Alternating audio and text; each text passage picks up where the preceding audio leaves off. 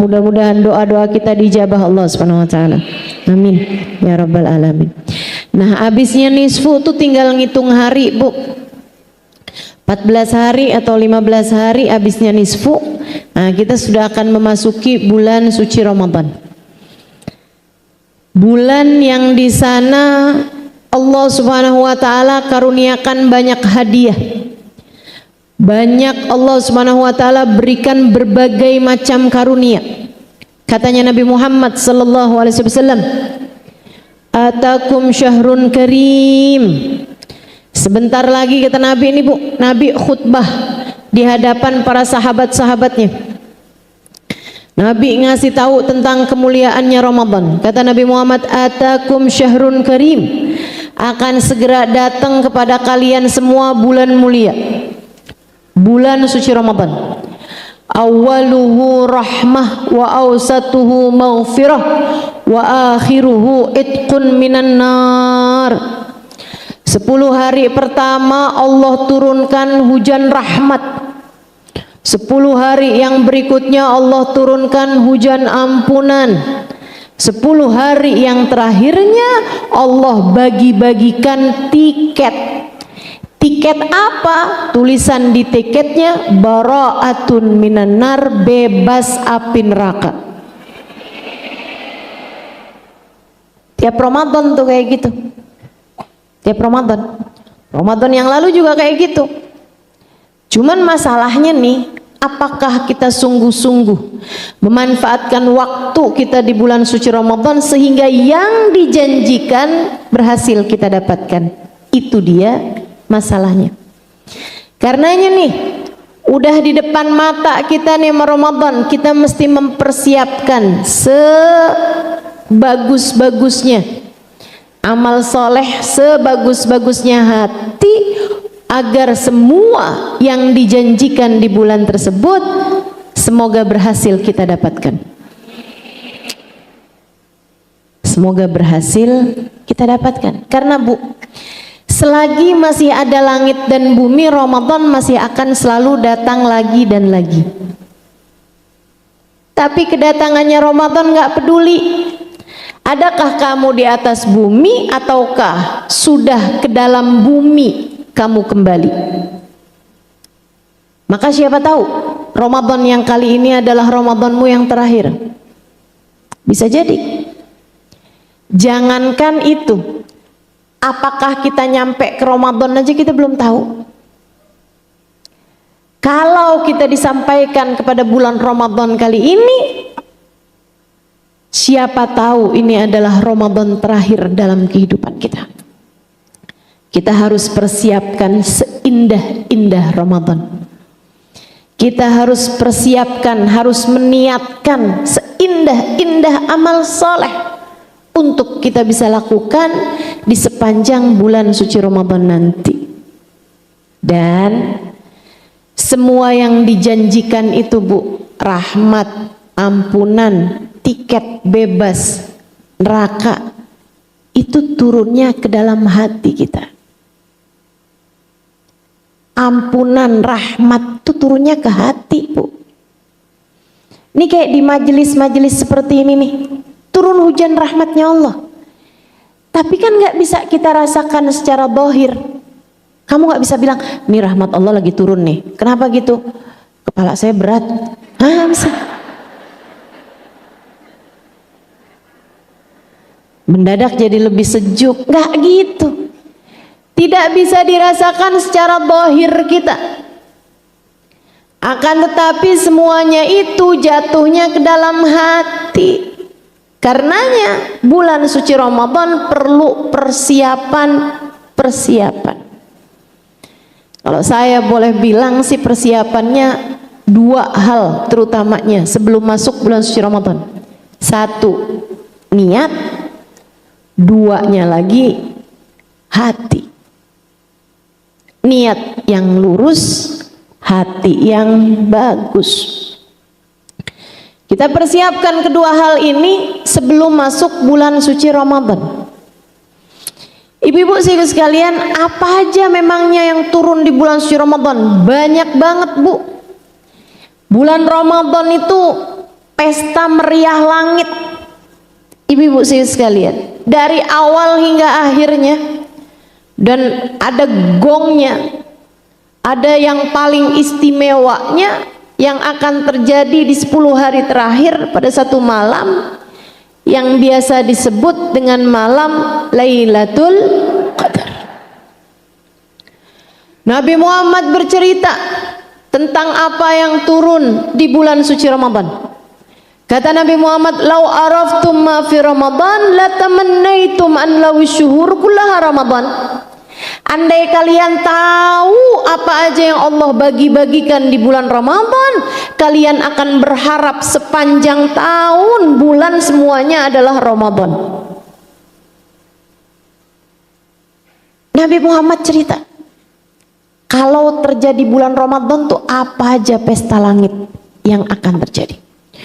Idza jaa syahrul Ramadan futihat abwabul jinan wa ghulliqat abwabun niran wa suffidatis syayatin. Kata Nabi Muhammad, kalau datang bulan suci Ramadan, pintu-pintu surga terbuka, zahiran wa batinan, hissan wa makna. Kata para ulama, ini terjadi pada dua hal, dua-duanya, zahir batinnya. Artinya pintu surga memang pada dibuka-bukain, itu iya juga. Secara maknawinya, secara artinya adalah bahwa amal-amal ibadah diberi kemudahan. Sesuatu hal yang membuat orang masuk ke dalam surga akan lebih mudah diraih karena pintunya udah kebuka. Kamu nggak pakai susah-susah lagi ngetuk-ngetuk, kamu nggak pakai susah lagi ngebuka-buka kunci, kamu nggak pakai susah-susah lagi buat ngebuka pintunya, sebab pintunya telah terbuka untukmu, untuk kita, hamba-hamba Allah Subhanahu wa taala, umat Nabi besar Muhammad sallallahu alaihi wa ala alihi wa sahbihi wasallam. Jadi teman-teman saudaraku sekalian, pintu surga dibuka-bukain. Kamu ngerjain amal soleh jadi lebih gampang, dan memang demikian kenyataannya. Coba diinget-ingetin. Ini kan pada nggak puasa kan? Kita belum masuk bulan Ramadan kan?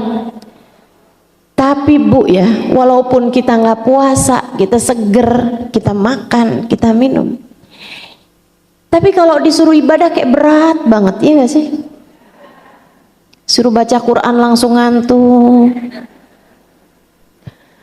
Bahkan tawasulan aja ada tuh yang di pojokan tuh tiduran.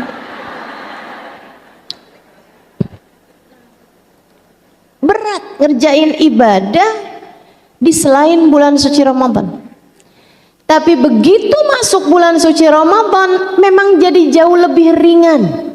Bu, kita nih kadang-kadang kalau di luar bulan suci Ramadan nambah 2 rakaat doang kayak hitung-hitungan gitu. Betul nggak? Sholat duha kayak berat banget, sholat qobliyah ba'diyah berat. Tapi giliran bulan suci Ramadan terawih 20 rakaat, hayo aja. Kan begitu? Makna dari futihat abwabul jinan, pintu surga dibuka-bukain. Jadi lebih ringan mengerjakan ketaatan-ketaatan dibandingkan dengan bulan-bulan yang lainnya. Wa ghulliqat abwabun niran, pintu neraka ditutup-tutupin. Hissan wa makna. Kata para ulama, zahir batin. Emang asli pintu nerakanya ditutup-tutupin, neraka yang ada di sana ya Bu ya, itu memang ditutup-tutupin pada bulan Ramadan. Dan secara maknanya keburukan-keburukan, kemaksiatan-kemaksiatan menjadi lebih mudah kita hindari bulan suci Ramadan. Bu, kalau bulan suci Ramadan mau ngerjain maksiat tuh berat. Mau ngobrol-ngobrol ngomongin orang lemes. Belum lagi mulutnya bau apa, Bu? Bau gajah, bau naga. Emang Ibu pernah nyium bau naga? Masya Allah. Ustazah, tapi itu kan wangi Ustazah katanya mulutnya kita. Iya sih, tapi di sisi Allah. Hati-hati nih. Ada hadisnya, Bu, mengenai aroma mulut orang yang berpuasa. La khaluf famis shaim atyabu indallah min rihil misik. Bau mulutnya orang yang puasa itu lebih wangi di sisi Allah daripada aroma misik, kasturi. Tapi sekali lagi di sisi Allah, bukan di sisi manusia, Ibu ya. Kalau di sisi manusia tetap bau naga. Oh, lagi puasa tuh dah jangan banyak ngomong dah. Apalagi pakai acara ngomongin orang. Biasanya kan ngomongnya nggak kenceng-kenceng. Dan kalau ngomongnya nggak kenceng-kenceng kan biasanya deket-deketan. Lo tahu gak? Ya Allah, Bu, tuh semerbak. Tetangga kita tuh, waduh, si Ibu Nono, wah, tuh ya, ngomongin orang, dosanya double, bukan hanya 2 kali lipat, tapi berlipat ganda, antara 70 bahkan sampai 1000 kali lipat. Hati-hati, hati-hati. Karena waktu tuh kalau berlipat ganda amal ibadah kita di dalamnya, maka kalau kita ngerjain dosa juga berlipat ganda. Kata Nabi Muhammad, neraka ditutup-tutupin tuh hari sepanjang bulan. Artinya adalah bahwa amal-amal yang bisa membawa orang, perbuatan-perbuatan yang bisa membawa orang ke dalam neraka jadi lebih sulit untuk dilaksanakan. Ibu-ibu yang biasanya suka kepo suaminya ngapain, itu kalau bulan puasa lemes, males. Biasanya kalau suaminya ngangkat telepon, telinganya mendadak jadi panjang, dengerin suaminya teleponan sama siapa. Tapi giliran lagi bulan puasa ya Bu ya, bodoh amat dah, lemes. Subhanallah. Ghuliqat abwabun niran, pintu neraka ditutup-tutupin. Wasufidatis syayatin, dibantuin lagi Bu, dengan cara setan pada diikat. Beneran Ustazah? Kok kayaknya saya masih berat juga ngerjain taat, saya masih terlambat juga loh Ustazah sholatnya. Ustazah, itu bulan puasa beneran tuh setan-setan pada diikat, kok saya masih marah-marah juga? Ya itu udah aslinya kamu begitu. Setan diikat Bu, cuti, bebas tugas sepanjang bulan suci Ramadan. Jadi jangan ada yang pada suka nyalahin setan kalau bulan Ramadan. Tadi malam saya udah bangun loh, padahal jam 3, tapi saya ke kamar mandi kencing doangan, kagak tahajud. Dasar setan. Kita nyalain setan, padahal udah niat loh kemarinan mau puasa, nggak kebangun pas sahur. Dasar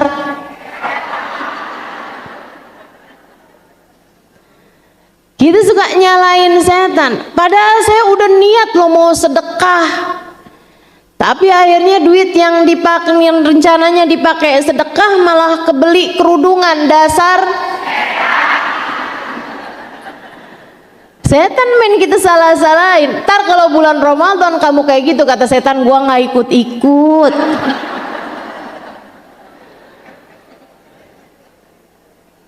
Nggak ikut-ikut. Setan Bu melatih kita nih kayaknya 11 bulan kita dilatih sama setan. Makanya pas waktu setannya bebas tugas 1 bulan, tanpa setan pun kita udah jadi ahli. Ahli bikin dosa, ngomongin orang bohong bisa banget, ngata-ngatain orang jago. Ya Allah, mudah-mudahan Allah selamatkan kita semuanya insya Allah, amin. Itu bulan Ramadan dibantuin ngalahin setan. Dan lagi pula ibu-ibu sekalian, bulan suci Ramadan sebulan penuh kita disuruh puasa. Ibu, orang puasa tuh lemes, lapar. Dan laparmu di bulan puasa itu benar-benar merupakan sarana pembersihan hati dari hawa nafsu. Nih saya ceritain. Nafsu itu Bu diciptakan Allah Subhanahu wa taala dulu. Sebelum Allah menciptakan Nabi Adam alaihissalam. Allah ciptakan dulu nih hawa nafsu buat nantinya ditunggangin kepada manusia. Allah ciptakan. Habis itu Allah panggil. Ditanya sama Allah, ya nafas, Allah panggil nggak mau nyaut Bu, nggak mau datang. Giliran nggak dipanggil dia datang. Nafsu kita tuh. Makanya ibu-ibu tuh kadang-kadang ya, ada sih ada, tapi mudah-mudahan yang di sini nggak ada. Jangan foto ustazah.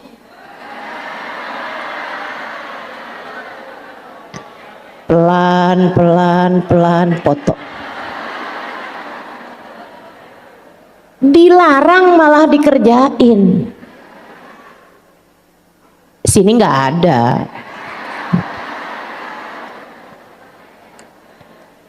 Sini nggak ada. Ditegur sama temennya, lo nggak boleh, lo mau tuh ustazah, haram. Dia bilang, lo nggak dengerin tadi pengumuman panitia? Iya kan panitianya bilang dilarang keras, kan saya pelan-pelan.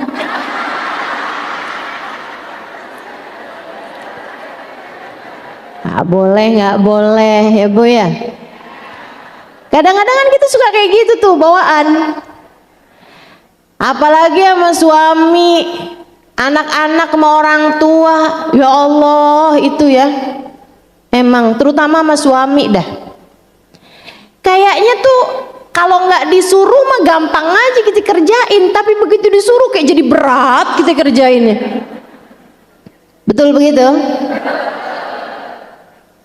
Hawa nafsu tuh Bu, tuh nafsu tuh kayak gitu tuh. Nafsu.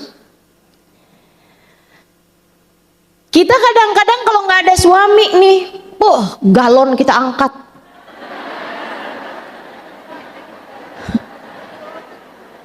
Lampu mati kita hidupin. Ya Bu kan? Tapi giliran ada suami, mendadak tak berdaya. Masya Allah.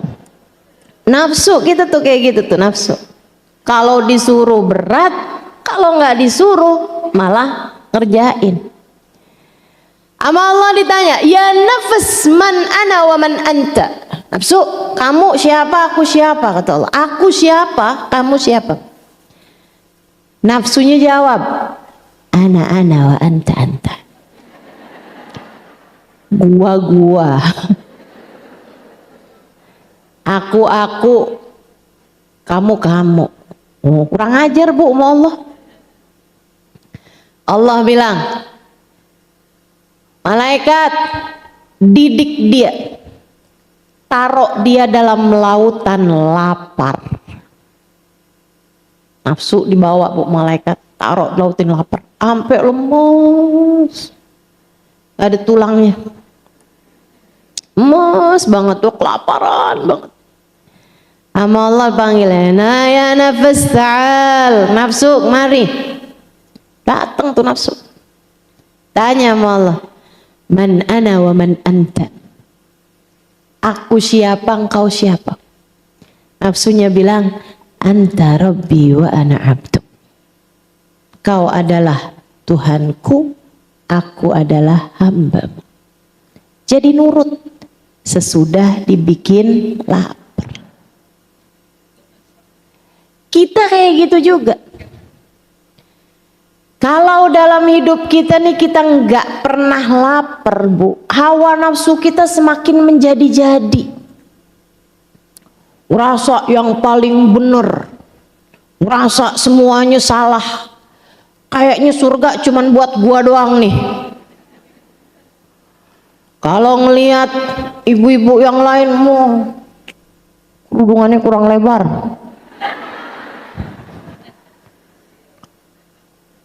tadi malam nggak pada bangun tahajud loh, baca Qurannya nggak khusyuk. Sekalinya ngelihat orang ibadah, ria aja tuh ria. Begitu ngelihat ahli maksiat, ih neraka kangen tuh sama dia. Kok jadi semua orang kagak ada yang bener sama kamu ya? Saudariku sekalian saya muliakan, ngelihat orang yang berilmu, wah cuman bisa ngomong doang dia mah, ngamalinnya mah belum tentu no ustazah no. Ngelihat orang yang nggak berilmu, ih neraka tuh paling banyak amal golongan dia tuh nggak pada berilmu. Astagfirullah, astagfirullah. Nafsu kalau dibiar-biarin kayak begitu, merasa diri lebih baik, merasa diri lebih baik. Kita nih kalau dibiar-biarin nafsu kita, waduh, di atas langit, ngerasanya udah kayak bagian dari malaikatnya Allah. Masya Allah, Masya Allah. Perlu dididik. Gimana cara ngedidiknya? Pakai lapar. Imam Ghazali ngasih tahu cara didik hawa nafsu tuh dua, kata Imam Ghazali. Buat dia jadi lapar, ama yang keduanya kasih beban berat. Kasih beban berat. Karena hawa nafsu kita ini musuh bebuyutan kita ini nih bu nih. Wan nafsu akhbath min sab'ina syaitana. Kata Nabi Muhammad, nafsu kita ini lebih jahat, lebih bawa kepada keburukan dibandingkan 70 setan. Makanya kadang setannya diikat tapi kita masih tetap jago juga ngerjain maksiat. Karena hawa nafsu kita udah terbiasa. Karena hawa nafsu kita tidak terpelihara, hawa nafsu kita tidak terdidik. Hawa nafsu kita membuat hati kita berpenyakit. Sombong, iri, dengki. Gak seneng lihat orang lain seneng, seneng kalau lihat orang lain gak seneng. Ibu-ibu saudariku sekalian saya muliakan, kalau dirinya sendiri yang lagi kena sakit dia bilang wah ini mau naikin derajat nih. Giliran ada orang lain yang lagi sakit tuh bala walat tuh, dia nggak bener sama orang lain, sama lakinya nggak hormat tuh, walat dia sakit. Kenapa jadi punya standar ganda? Kenapa nggak kalau kamu yang sakit, wah ini kualat dosa-dosa saya nih. Kalau orang lain lagi sakit, kamu balik malahan, dia lagi mau dinaikkan derajatnya. Gitu seharusnya. Ya bu.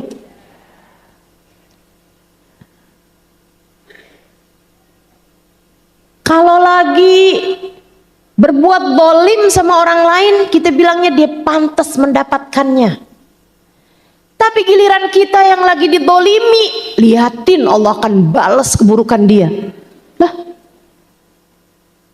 saudariku sekalian yang saya muliakan, hawa nafsu kita nih, katanya Allah membahasakan ucapannya Nabi Allah Yusuf alaihissalam, wa ma ubarri'u nafsi inna nafsa la ammaratun bisu. Aku tidak akan biarkan hawa nafsuku, sebab hawa nafsu akan mengajak kepada keburukan. Saudaraku sekalian, jadi Imam Ghazali diajarin hawa nafsu kamu tuh biar tunduk. Sebab nafsu kita nih Bu, kebanyakannya nih masih ammarah bisu, ngajakin kita kepada keburukan aja. Bu, coba saya tanya, jawab jujur. Kalau kamu ditanyain senengan mana? Nonton TV atau baca Quran? Jujur ya, jujur.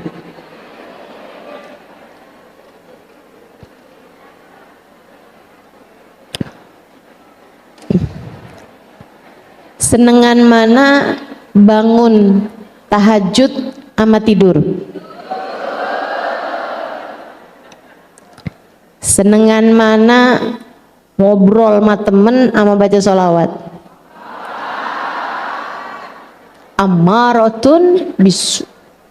Nafsu kita nih selalu mengajak kepada keburukan-keburukan. Kita harus didik nih hawa nafsu nih. Emang bisa ustazah orang hawa nafsunya terdidik jadi nggak suka lagi sama keburukan? Iya. Dari nafsu ammarah bisu, kalau kita didik dengan dua hal tadi itu, lapar sama kasih kerjaan yang berat. Apa itu kerjaan yang berat? Di bulan Ramadan kita nih dikasih sama Allah kerjaan buat tarawih 20 rakaat. Berat. Saudara sekalian, makanya banyak kan ibu-ibu nyari yang paling cepat. Kadang-kadang malah nyari yang rakaatnya sedikit. Situ 23, situ 11 aja Di situ 11 suratnya panjang-panjang, di situ 11 suratnya pendek-pendek, yang pendek aja Ini kayaknya kalau ada terawih yang isinya cuma 5 rakaat, kayaknya banyak nih yang milih. Ya Allah, ya Allah. Berat hawa nafsu kita. Makanya sama Allah dikasih nih beban-beban berat biar kita bisa didik hawa nafsu kita. Dikasih bulan Ramadan pekerjaan lain. A'udzubillahi minasyaitonirrajim. Syahrul Ramadan alladzi unzila fihil Qur'an. Hudal linnasi bayyinatin minal huda wal furqan. Bulan Ramadan, bulan yang di sana diturunkan Al-Qur'an, petunjuk bagi jalan yang lurus. Kita di bulan Ramadan dianjurkan, disarankan, disunahkan untuk memperbanyak membaca Al-Qur'an. Berat apa enggak tuh kamu, nafsu kamu ketika menjalaninya? Berat. Makanya banyak diantara kita tuh kalau membaca Al-Quran, dari yang rencananya 1 juz, kayak panjang banget ya 1 juz, setengah aja dah, setengah. Habis itu baca pelan-pelan, panjang banget, 2 lembar aja dah. Habis itu begitu nyampe titik di bawah tuh, Shadaqallahul adzim. Siapa yang kelakuannya begitu? Masya Allah. Inna nafsa la ammaratun bisu. Nafsu kita masih selalu mengajak kepada keburukan. Kalau kita didik, lama-lama naik nafsunya menjadi nafsu lawamah. Apa nafsu lawamah? Kalau kita ngerjain taat dia berat, tapi kalau kita ninggalin taat dia nyesel. Banyak nih yang udah nyampe ke situ juga. Berat sih ngerjain tahajud, tapi kalau nggak tahajud nyesel, betul? Aduh, kenapa tuh tadi malam tuh nggak bangun, ya ampun, padahal alarmnya udah bunyi, padahal saya udah bangun, padahal saya udah terjaga, kenapa saya nggak kamar mandi? Aduh, nyesel banget dah, nyesel. Nafsunya berarti sudah naik menjadi nafsu lawamah. Kalau dididik terus dengan dua hal tadi itu, cara ngedidiknya lapar sama dikasih pekerjaan berat yang mudah-mudahan akan dapat kita laksanakan di bulan Ramadan nanti. Dua hal ini ya, laparnya biar dapat, sama mengerjakan beban-beban beratnya juga biar dapat. Amin. Mudah-mudahan Allah bantu kita biar puasanya bagus, biar dikasih sehat, puasanya kuat, tarawihnya juga biar nggak ada yang bolong-bolong, baca Qur'annya juga biar dapat banyak. Pendidikan buat naikin nilai kita di sisi Allah Subhanahu wa Ta'ala, mempersiapkan rahmat Allah, karunia Allah biar turun di hati kita. Saudaraku sekalian yang saya muliakan, nanti dari lawamah kalau terdidik terus bagus bisa naik kepada nafsu mutmainnah. Kayak apa tuh orang yang nafsunya mutmainnah? Orang yang nafsunya mutmainnah, orang yang nggak tertarik lagi sama dosa, senengannya cuman ngerjain ibadah, senengannya ngerjain taat. Ibu-ibu saudaraku sekalian yang saya muliakan, ada bu, saya ketemu sama orang-orang yang senengannya ngerjain taat. Saya ketemu sama orang-orang yang candunya sama ibadah. Saya ketemu sama orang-orang yang nggak tertarik sama dosa, nggak demen ngomongin orang, nggak suka ngomong yang keras, kasar, marah, nggak pernah. Ketemu saya, ketemu. Ibu-ibu sekalian saya muliakan, saya sampai dengan sekarang, ketika umi saya meninggal dunia, saya nggak pernah tahu umi saya ngomong sesuatu yang keras atau kasar. Nggak pernah tahu saya. Nggak pernah tahu. Umi saya antara ngomong enak atau diem. Nggak ada ceritanya. Nggak ada ceritanya. Dan itu disaksikan oleh mantan pembantu rumah tangga kami. Ikut sama keluarga kami hampir 20-an tahun. Dia bilang, sampai saya keluar dari rumah kalian karena pengen punya suami lagi dan ngurusin anak-anak. Dia bilang sampai itu, saya nggak pernah telinga saya dengar kalimat dari umi yang menyakiti hati saya. Gak pernah. Abah saya, suaminya, barengan sama umi hampir 50 tahun. Dari nikah sampai umi meninggal. Kata Abah, sampai umi meninggal, Abah gak pernah dengar umi mengatakan sesuatu hal yang menyakiti hati Abah. Ada orang-orang yang gak tertarik sama dosa, yang nggak kayak kamu bawaan pengen marah-marah mulu, sampai suaminya kayak berasa, ya Allah saya nih kalau di rumah kayak ada dalam scene film horor. Suaminya sampai nggak tertarik nonton film horor, katanya semenyeram-menyeramkannya hantu, istrinya jauh lebih menyeramkan. Serem bener. Saudaraku sekalian yang saya muliakan, ada orang-orang yang senengnya ngerjain taat, ada. Bu, saya ceritakan Hubabah Zahra, ibunda guru saya Sayyidil Habib Umar bin Hafid di kota Tarim, Hadramaut, Yaman, meninggal dunia di masa Covid.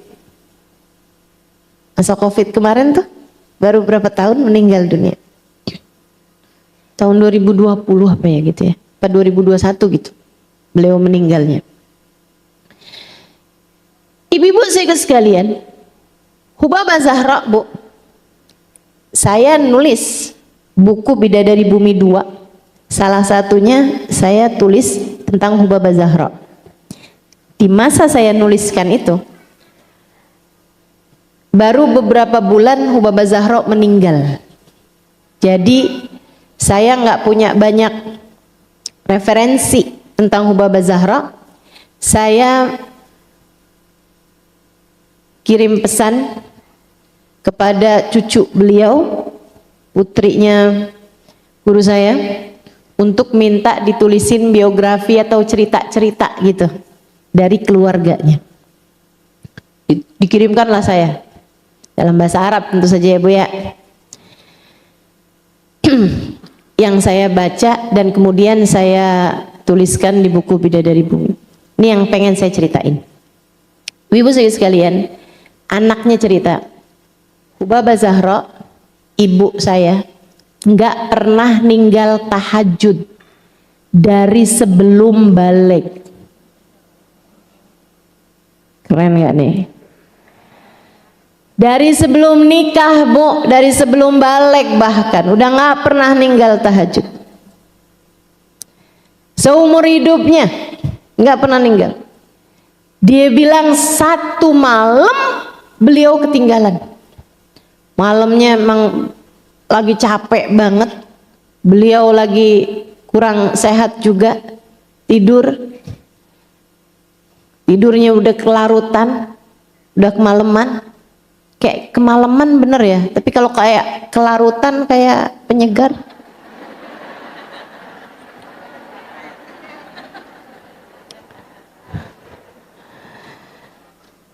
Beliau tidur terlampau malam, jadi beliau bangun di saat azan subuh terdengar. Ini cerita putri beliau. Dia bilang, Umi bangun dalam keadaan gemetaran, sampai kayak nggak bisa berdiri gitu. Dia bilang azan al-fajr, azan al-fajr, itu azan subuh itu, azan subuh tuh, itu azan subuh. Beliau kemudian nangis nggak bisa berhenti nangisnya, sampai mau berdiri tuh kakinya gemeteran, terus dia bilang itu adzan subuh. Ya Allah, Zahra magamat lailata, ya Allah, Zahra nggak bangun nih malam, ya Allah, Zahra nggak bangun nih malam, ya Allah maafin Zahra, ya Allah, Zahra nggak bangun nih malam, ya Allah, Zahra nggak bangun nih malam. Beliau nangis, beliau kemudian pergi wudu, sholat taubat. Anaknya cerita, hari itu jadi hari ibu saya nangisnya paling banyak, lebih daripada ketika ayahanda diculik. Suaminya Hubabah Zahra, ayahnya Habibana Umar bin Hafid, itu Bu, meninggal dunianya nggak ketahuan kapan waktunya, karena memang diculik sama Syuyu'i ya, kaum komunis zaman itu, yang kemudian akhirnya hilang gitu aja.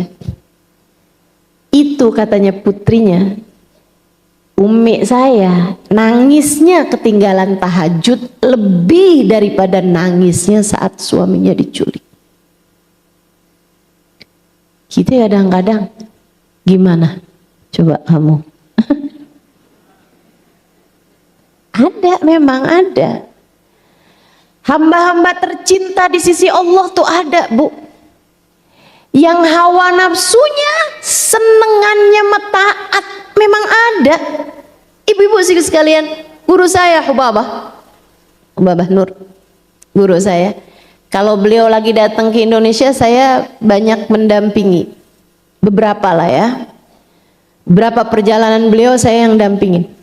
Itu Bu. Termasuk yang kemarin beberapa bulan yang lalu, bulan Oktober. Beliau datang lagi. Kami biasa di jalan itu, beliau nggak berhenti bebacaan, nggak berhenti zikir, nggak berhenti bacaan beliau, kayak nggak mau aja lewat waktunya tanpa berzikir gitu. Kami baca ratib. Dulu tuh baca ratib, baca la ilaha illallahnya 40 kali. Lama-lama naik tuh, jadi 50 kali. Lama-lama kapan waktu itu saya lagi jalan sama beliau baca ratib. Nagra ratib Halimah. Marhaba Allah. Kita baca nih ratib. Pas la ilaha illallah, la ilaha illallah, la ilaha illallah, la ilaha illallah, la ilaha illallah. 50 kali saya berhenti dong. Ubabahnya masih la ilaha illallah, la ilaha illallah, la ilaha illallah. Kok nggak berhenti-berhenti nih? Ubabahnya kayak ngeliatin saya kayak mau berhenti nggak jadi gitu. Ubabah bilang Mia Halimah, Mia 100 nih Halimah, baca la ilaha illallahnya 100. Dia jadi 100. Dari asalnya 40, 50 naik jadi 100. Ya udah saya baca tuh 100. Kemarin Bu, pas baca afdhalu dzikri fa'lam annahu la ilaha illallah, la ilaha illallah, la ilaha illallah, la ilaha. Saya siap-siap dong 100. Begitu 100 selesai, saya mau lanjutin kan gitu. Bawahnya la ilaha illallah, la ilaha. Alaf Halimah 1000. Hamba-hamba tercinta di sisi Allah. Rijalun, kata Allah dalam Al-Quran, a'udzubillahi minasyaitonirrajim. Rijalun la tulhihim tijaratun wala bai'un an dzikrillah. Ada hamba-hamba Allah Subhanahu wa taala di atas muka bumi ini yang urusan dunia mereka, dagang bisnisnya tidak menghalangkan mereka dari zikrullah, dari mengingat Allah Subhanahu wa taala. Hati mereka selalu hidup dengan mengingat Allah. Bahkan di dalam kitab Hadrah Basaudan, ketika menyebutkan tentang hamba-hamba tercinta di sisi Allah, beliau menyebutkan satu kata-kata, lima lahum syahwah illa li dzikrillah masyayihil hadrah salana nadrah bijahi ahlillah yamhudzunuballah. Ibu-ibu sekalian, para wali-walinya Allah, hamba-hamba tercinta di sisi Allah, para kekasih-kekasih Allah, hawa nafsu mereka sudah mutmainnah, hawa nafsu yang tenang. Lima lahum syahwah, mereka udah nggak punya syahwat, nggak punya keinginan, nggak punya selera illa lidzikrillah, kecuali untuk zikrullah. Selera mereka zikir Bu, selera mereka nggak kayak kita bakso.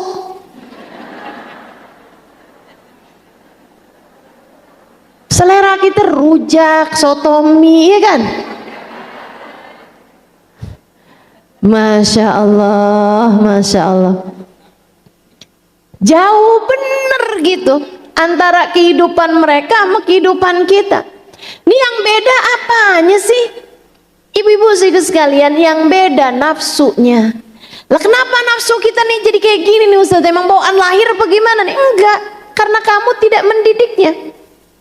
Kalau hawa nafsu kita dididik, maka hawa nafsu kita bisa tunduk jadi hawa nafsu yang mutmainnah. Senengannya ngerjain taat, nggak tertarik sama dosa. Antara dipuji sama dicaci nggak ada bedanya. Hati mereka biasa-biasa aja. Ngelihat orang bisa husnudzon, ngelihat siapapun hatinya bisa selalu berisi kasih sayang. Mereka bahkan kepada penjahat paling laknat sekalipun, mereka selalu dapat memandangnya dengan pandangan penuh rahmat. Hamba-hamba tercinta di sisi Allah Subhanahu wa taala. Jalla jalaluhu wa ta'ala azamatuh. Ibu-ibu sekalian, saya ceritain guru saya, Habib Umar bin Hafid. Ada orang ngakuin tanah jadi tanahnya dia, Bu. Tanah itu udah terkenal, tanah punyanya keluarganya Habib Umar. Dan itu tanah memang tanahnya beliau. Surat tanahnya apa semuanya. Tapi tiba-tiba mendadak ada orang ngakuin tanah itu jadi tanahnya dia. Habib Umar dengar selentingan-selentingan gitu. Dia ngomong-ngomong sama orang, tuh tanah sebenarnya punyanya saya. Saya dapat dari bapak saya dikasih sama kakeknya Habib Umar, begini begitu segala macam. Satu hari tuh orang datang ke rumah Habib Umar. Yang bukain putra beliau, Sayyid Salim, yang cerita-cerita ini. Ya, Bu ya. Bukain pintu, di depan pintu ada laki-laki tua yang memang ngakuin tanah itu punyanya dia. Jadi kemudian kabarin ke abahnya. Abahnya bilang, ya suruh masuk deh kalau gitu. Habib Umar temuin dia. Ya ahla wa sahla marhaba, silahkan masuk, duduk silahkan. Sayyid Salim suruh bikinin minum.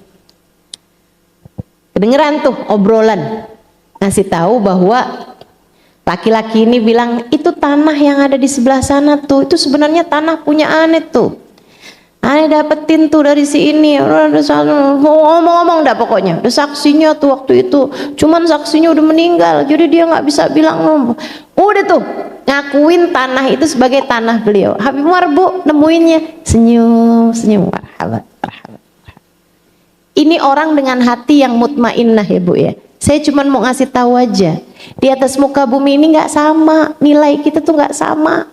Kalau kamu pengen naikin hawa nafsu kamu, biar jadi hawa nafsu yang tenang, yang nggak marahan, yang nggak protesan, yang nggak suka bertengkar, yang selalu damai hatinya, yang mudah memaafkan kesalahan orang, yang nggak jahat sama orang. Kalau kamu pengen hawa nafsumu nggak tertarik sama dosa, tertariknya metaat. Kalau kamu pengen jadi orang yang kayak beginian, ini bulan Ramadan adalah bulan kita mendidik hawa nafsu kita, biar hawa nafsu kita bisa jadi kayak begini nih ya, kayak orang-orang yang saya ceritakan ini. Bu, habisnya udah Habib Umar dengerin, marhaba, kata Habib Umar, baik. Oke. Beliau kemudian masuk ke dalam rumah, keluar bawa surat tanah yang itu tuh yang diakuin itu. Putranya cerita, saya pikir nih Habib Umar bakalan bilang, iya tanah itu kamu ngakuin, tapi ini tanah suratnya sama saya, petulisnya juga emang abah saya, jatuhnya ini emang tanahnya emang tanah kami, ini bukti-buktinya. Dikirain mau begitu. Ternyata, Bu, begitu nyampe di sana, Habib Umar ngasihin tuh surat sama dia. Seraya mengatakan, jadi itu tanah punya Bapak. Maaf ya Pak ya, selama ini suratnya ada sama saya. Ya saya balikin dah. Pak, kalau ternyata surat itu, ternyata tanah itu adalah punya Bapak, maafkan kami, selama ini suratnya ada sama kami. Kalau ternyata tanah itu sebenarnya adalah tanah saya, dari keluarga saya, dengan ini saya halalkan buat Bapak. Kasih sama Habib Umar, kasih. Kalau memang punya kamu, nih ambil. Kalau emang punya saya, dengan ini saya kasihkan sama kamu. Bu, senengnya Bu, penangis tuh orang. Dipelukin Habib Umar, salamin ini itu, pulang. Tinggal anaknya aja bengong lah. Anaknya protes, Abah kenapa dikasihin tuh tanah, Bah? Kan tanah itu punya kita. Habib Umar bilang, Salim, menurut kamu, Abah kamu ini kiranya mau apa? Kalau di akhirat nanti Allah bilang, oh ini dia nih Umar bin Hafid yang waktu di dunia rebutan tanah. Saya nggak mau jadi orang yang nanti di hari akhirat Allah akan bilang saya sebagai orang yang rebutan dunia waktu di dunia. Ada hamba-hamba tercinta di sisi Allah, Bu, nggak punya ketertarikan sama urusan dunia, sebab hati mereka penuh dengan Allah. Mereka faham arti walal akhiratu khairul laka minal ula. Sungguh akhirat jauh lebih penting bagimu daripada kehidupan dunia ini, Bu. Dan ini tuh bukan masalah, ya mungkin ya karena dia punyanya banyak jadi nggak apa-apa kali. Ibu nggak gitu, Bu, nggak gitu. Masalahnya nggak gitu. Orang tuh kalau hatinya memang nggak terlalu sama urusan dunia, dia ringan aja sama dunianya. Tapi orang, Bu, yang hatinya dipenuhin sama dunia, ya Allah, Bu, biar punyanya miliaran, disuruh sedekah 100.000, 200.000 aja mikirnya panjang banget. Udah mikir panjang, akhirnya batal. Ya Allah, ya. Kayak siapa yang kayak begitu? Kalau suruh sedekah kayak disuruh ngeluarin separuh nyawa. Berat banget. Terlalu kecintaan kita nih sama dunia nih, hati kita nih. Padahal kita tahu juga, Bu, begitu mati nggak ada dunia yang kita bawa, betul? Dan kita tahu juga kematian ini nggak bakalan lama lagi datang pada kita, betul? Tapi kita nih masih punya hawa nafsu berantakan kayak begini nih. Gimana caranya biar hawa nafsu kita terdidik, biar hati kita pantas untuk bisa mendapatkan rahmatnya Allah, buat bisa dapetin kasih sayangnya Allah, buat mendapatkan apa yang akan Allah SWT bagikan pada bulan suci Ramadan nanti. Yuk jadikan Ramadan ini sebagai sarana pendidikan buat hawa nafsu kita. Caranya, 1, puasa yang lapar. Puasa memang lapar, Ustazah. Iya. Tapi kadang-kadang kita suka ngebatalin laparnya kita di bulan suci Ramadan di waktu siang dengan makan terlampau banyak di waktu malam. Ini yang saya pengen sampaikan kepadamu, Bu. Kamu kalau kepengen nilaimu naik di sisi Allah, kita nih kalau kepengen nilai kita naik di sisi Allah, biar ngerjain taat nggak seberapa berat, biar bawaan nggak pengen marah-marah mulu, biar hidup nggak dikuasai sama hawa nafsu, biar cinta kita, ambisi kita terhadap dunia bisa lebih turun lagi gitu, turun. Biar kita nih lebih berbekal menuju akhirat, biar kita lebih ringan langkah kita menuju surga, kita mesti didik nafsu kita. Caranya, jagain laparmu di bulan Ramadan bahkan di waktu malam. Ya gimana nih Ustazah? Gak pakai buka apa? Pakai. Buka puasa mah harus. Sekalian. Jangan kebanyakan makan di waktu malam. Ya. Kalau kamu puasa dari subuh sampai ke maghrib, tapi giliran waktunya maghrib makanan dari ujung ke ujung kamu embat semuanya, sampai kamu kekenyangan. Ibu-ibu sini sekalian, itu namanya bukan puasa, jamak takhir waktu makan. Bukan puasa tuh namanya.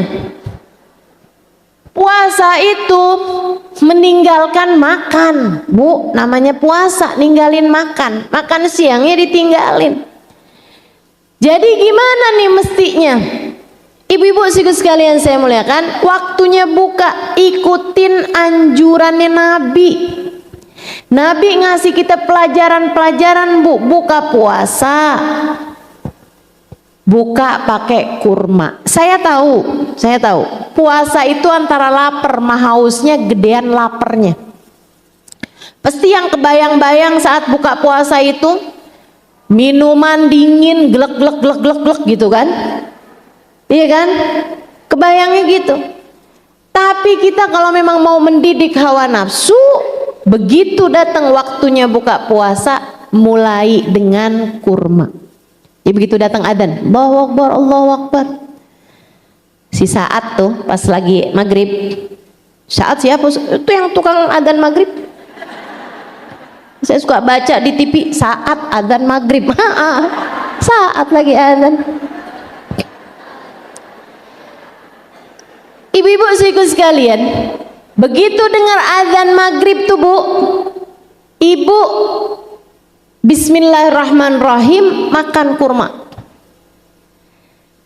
Kan makan kurma nggak bisa langsung telan Bu ya, kamu kunyah dulu, kamu keluarkan bijinya. Dapat satu, pengen minum nih Ustaz, jangan dulu, ambil lagi kurma satu lagi, kunyah yang benar, telan. Udah haus Ustaz, enggak boleh, satu lagi, tiga kurmanya Nabi gitu. Saya tahu kamu lapar, saya tahu kamu haus, tapi mengikuti sunnahnya Nabi jauh lebih penting daripada sekedar mengikuti hawa nafsumu untuk menghilangkan lapar dan haus.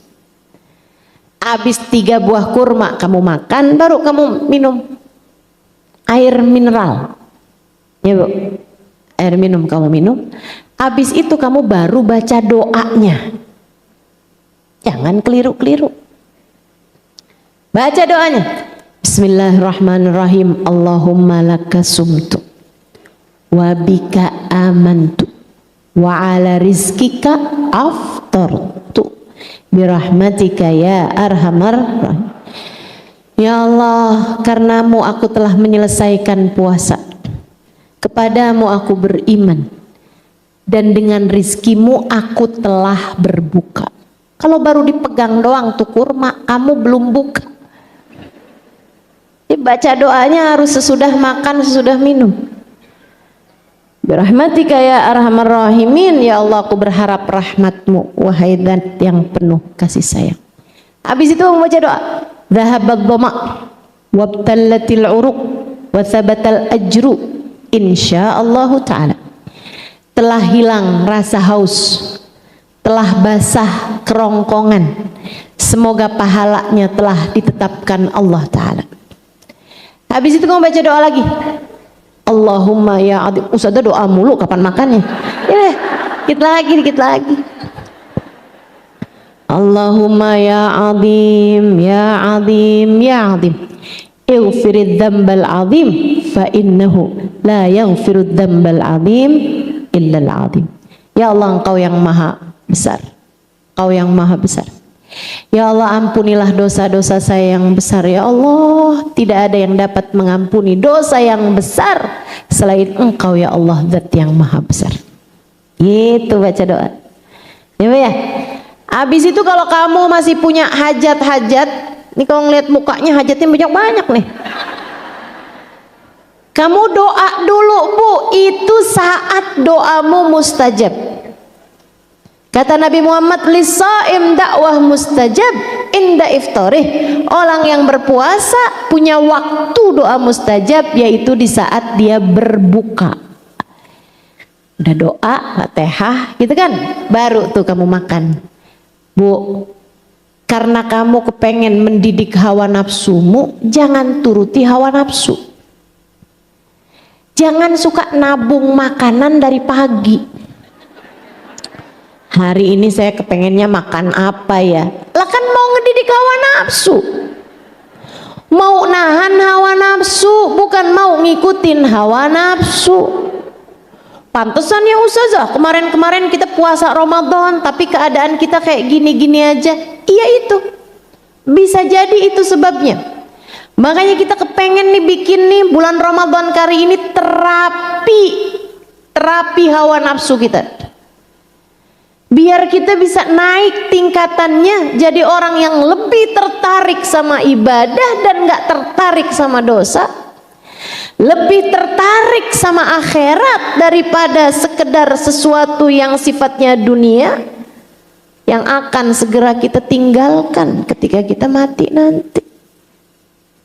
Ibu-ibu sekalian saya muliakan, jadi Bu, Buka puasa ala kadar aja. Habis itu sholat maghrib, ba'diyahnya, kan begitu ya. Nah habis itu makan. Kata Imam Ghazali, kalau kamu makan malam nih, makan di saat buka puasa, maksudnya udah waktunya buka puasa kamu makan, jangan lebih dari yang biasanya kamu makan di waktu malam. Jangan lebih, ya udah segitu aja udah. Apalagi kita nih Bu nih, yang kayaknya emang juga nggak punya kelebihan dalam diri kita selain kelebihan berat badan sama kelebihan dosa. Ya Allah, jangan ngikutin hawa nafsu baik secara jumlah makanan ataupun menu makanan. Guru saya malah ngajarin, ada kiai guru saya di Indonesia, Jawa, ngajarin sama saya, kalau lagi pengen bukanya minum es, jangan kasih es, kasih minuman panas aja. Kalau lagi kepengennya sama bakwan, jangan kasih bakwan,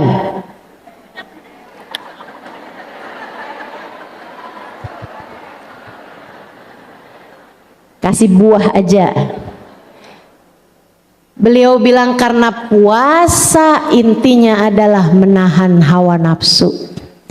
Akan jadi semakin bermakna puasamu ketika di saat berbuka kamu tidak memberi padanya apa yang dia mau. Sebab kalau sepanjang puasa kita kasih kepada hawa nafsu kita semua yang dia mau, akhirnya Bu, bulan puasa dia malah semakin merajalela. Dia malah semakin kuat. Sebelum puasa gampang banget marah, habis selesai puasa tambah galak bener. Hawa nafsunya diikutin mulu, akhirnya jadi semena-mena. Yang asalnya tertariknya cuman sama dunia, akhirnya sama dosa segala dia tertarik. Innalillahi wa inna ilaihi raji'un. Ala kadar aja Bu. Terus jangan juga tuh kayak sebagian ibu-ibu tuh menu makannya banyak banget. Sebelum taraweh ada lagi, nanti pulang taraweh ada lagi, saat sahur pun bolak-balik makannya. Makan sambil nyiapin sahur, habis itu makan sahur. Wah, itu kalau kamu makannya banyak waktu sahur, jangan niat puasa, niat jamak takdim. Jamak takdim waktu makan. Yuk kita perbaiki nih cara kita bermuamalah dengan hawa nafsunya perut kita ini. Ingat ya Bu, ibu-ibu saudaraku sekalian, kita tuh Bu kalau lapar itu cuman ama makanan deket aja sebenarnya Bu, deket aja. Lapar tuh adanya di perut kamu, bukan di restoran. Lapar itu adanya di perutmu Bu, itu deket aja jaraknya. Ibu ngapain jauh-jauh bukber malam pertama, bukber malam kedua, malam ketiga, malam keempat. Ya Allah, puasa jadi ngikutin hawa nafsu seada-adanya. Jangan dah. Bismillah, mudah-mudahan Allah bantu kita mendidik hawa nafsu kita, amin. Puasa jagain. Ibu-ibu sekalian, yang kedua, terawih jangan ditinggal. Ini beban beratnya nih, jangan tinggal. Jangan cari terawih yang paling cepat, cari terawih yang hatimu paling khusyuk, perasaanmu paling enak, paling nyaman. Tuh kamu ambil. Ustazah, terawih boleh nggak sih kerjain sendirian? Boleh, boleh. Di rumah aja gitu Ustazah, sama ibu atau sama saudara, boleh, boleh. Sama anak saya Ustazah, terawihan berduaan, boleh, boleh. Apalagi modelannya ibu-ibu nih, kalau terawih kayaknya suratnya kagak ganti-ganti dah. Yang penting khusyuk Bu ya. Insya 20 rakaat terawih, kemudian witir. Witirnya ya seenggaknya 3 deh, kalau bisa lebihin. Ustazah kalau saya udah witir 3 nih Ustazah, terus kan bangun tuh kan mau siapin sahur, tapi sebelumnya saya mau sholat dulu, boleh gak sholat witir? Boleh. Usolli sunnah rok'atain minal witir, ya Allah saya mau sholat lagi nih tambahan 2 rakaat sholat witir. Ntar habis salam kamu tambahin lagi, kan udah 3 tuh. Berarti kalau paling banyaknya witir kan 11, kamu boleh nambah 4 kali salam sama dengan 8 rakaat. Jadi kamu punya sholat sunnah witir 11 rakaat. Ibu-ibu sekalian sekalian yang saya muliakan, saya pernah tinggal di Tarim Bu, orang kalau terawehan Habib Umar bin Hafid ngimamin teraweh 20 rakaat baca 2 juz Al-Quran. Terus nanti Bu yang witirnya, kecuali yang 3 itu memang baca Sabihisma, Kuliah, Kulhu dan Al-Mu'awwidhatain, yang 8 rakaatnya itu baca 1 juz Al-Quran. Jadi di terawehnya doang udah baca 3 juz Al-Quran, teraweh mau witir. Ayo nih, ayo bismillah. Mudah-mudahan teraweh tahun ini nggak ada yang bolong-bolong. Karena sesudah saya pelajari, kebanyakan karunia Allah Subhanahu wa taala di bulan Ramadan turun untuk orang yang puasanya bagus, amat terawihnya nggak ditinggal. Jadi kalau ibu pengen dapat semua yang dijanjikan termasuk Lailatul Qadar, jangan tinggal tarawih sepanjang bulan Ramadan. Selain daripada itu, jangan tinggal sholat berjamaah Bu.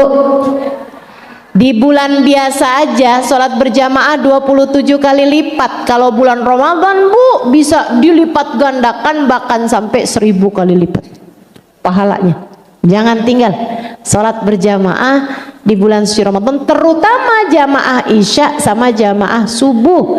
Kata Nabi Muhammad, man shallal isya fi jamaah faka'annama qama nisfal lail wa man shallas subuh fi jamaah faka'annama qama lail kullah. Siapa yang sholat isyanya berjamaah kayak berdiri setengah malam buat tahajud. Siapa yang sholat subuh berjamaah kayak sepanjang malam nggak tidur dia beribadah sholat kepada Allah Subhanahu wa taala. Gitu. Jadi jangan tinggal jamaah isya sama jamaah subuh. Jangan tinggal sahur, karena sahur berkah. Makan sahur tuh makanan yang nggak dihisab sama Allah. Jadi ibu-ibu jangan tinggal sahurnya. Walaupun ibu-ibu saya kuat puasa nggak pakai sahur, saya nggak mau pakai sahur, tetap berusaha buat sahur. Nggak harus makan berat Bu, ibu bisa makan 3 biji kurma, tapi jangan bijinya doang. 3 buah kurma, atau makan, minum air madu, minum susu, begitu kan ibu ya?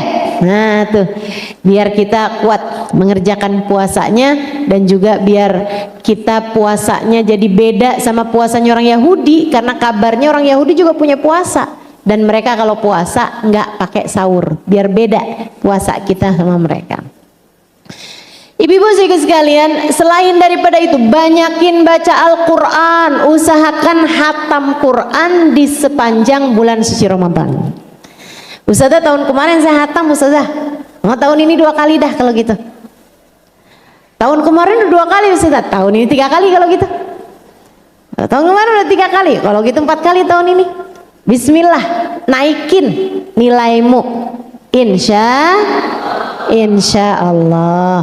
Jangan sampai kayak katanya ada tuh, Ustazah saya tiap hari 3 juz Al-Quran, kagak apukat. Ya Allah, mudah-mudahan Allah bimbing kita untuk bisa memperbanyak ibadahnya insya Allah, amin. Yang berikutnya Bu, bulan suci Ramadan, ibu banyakin sedekah. Banyakin sedekah, lipat ganda sedekahnya sampai 1000 kali lipat.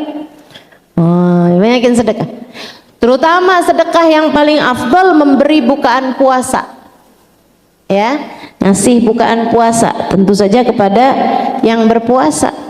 Kasih makanan yang enak buat jadi menu buka puasa hamba-hamba Allah Subhanahu wa taala. Kata Nabi Muhammad, "Man fattara sha'iman falahu mithlu ajri la yanqus min dzalika syai'a."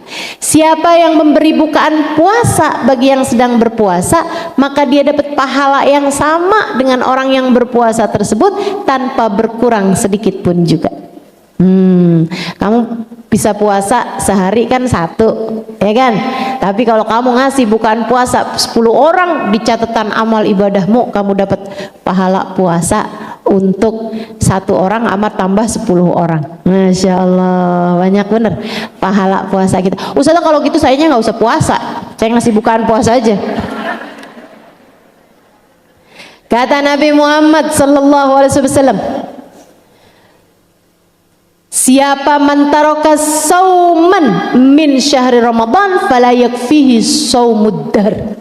Siapa yang batalin puasa, enggak puasa di hari yang semestinya berpuasa di bulan Ramadan, tidak cukup baginya andai diqadha sepanjang tahun.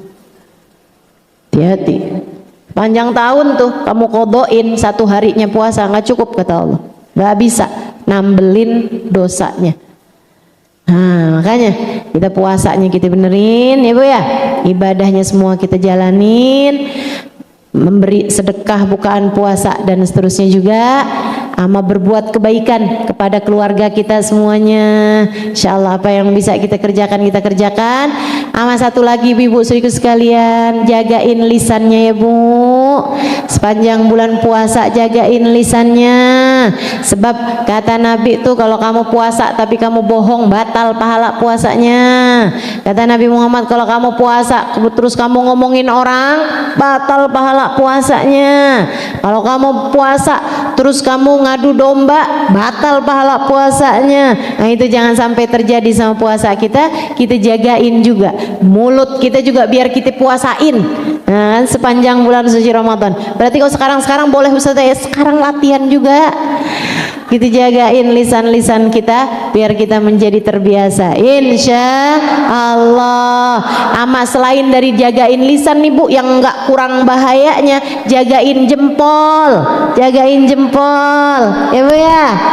Jangan sampai ngasih komentar-komentar yang akhirnya ngomongin orang, yang akhirnya jelek-jelekin orang. Hati-hati. Jangan kamu pikir kalau kamu pakai fake account nggak ada hisabnya. Walaupun orang nggak tahu kamu siapa, tapi Allah tahu, malaikat raqib atid tahu. Maka hati-hati, jagain. Apa yang nggak boleh kamu omongin, nggak boleh juga kamu tuliskan.